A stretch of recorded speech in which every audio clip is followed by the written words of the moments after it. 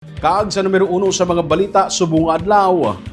Ang National Federation of Sugar Workers o NFSW nagapanawagan karon nga hilwayon na ang isa sa ilang mga kaupod nga upod man sa gindakop sa mga ginaligar 5 ka NPA nga ginaresto sa Talisay City sa tuong Abril 22. Nagaaligar man ang grupo kung nagapati sila o kung nagaduda nga ang isa sa mga nadakpan intel sang army. Suno sa grupo, parayon nga nakadetain sa Talisay PNP si Julian Balora nga katapos ang NFSW kag nagatrabaho bilang labor organizer.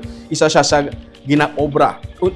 Isa ini sa iya ginaobra amo ang pag-check sang kahimtangan sang mga mangunguma. Sa 5, si Jerome Ceballos nga isa ka negosyante ang na-release suno sa ilang nga impormasyon. Ini nga bagay ang hindi makumpirma sang PNP bangod wala pa naka-feedback suno sa kay Lieutenant Colonel Joe M. Malong ang spokesperson sang PRO-NIR ang CIDG nga nag-custody sa kay Ceballos.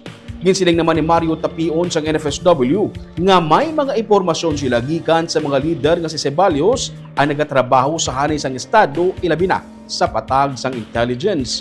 Hindi man sila magpati bangod sa suno sa iya, nagabulig man siya kag isa si Ceballos ka student activist. Suno kay Malong, ini nga bagay ang hindi niya man makumpirma.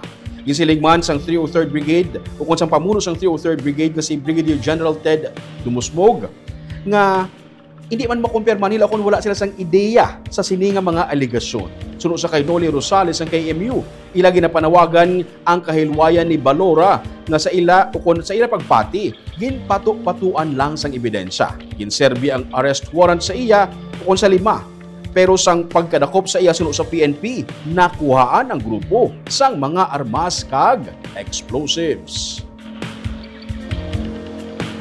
Nag-istorya siya nga double agent siya.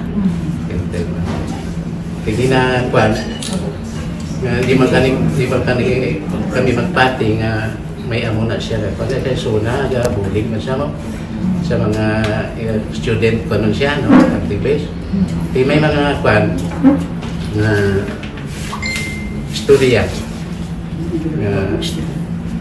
May ginokdan siya na grupo. Binigid sa sanay sa aton nga sa estado naton. Pero Jory, kung wala kaso si Ann Balora bilang isang organizer sang NFSW, dapat hilwayon siya.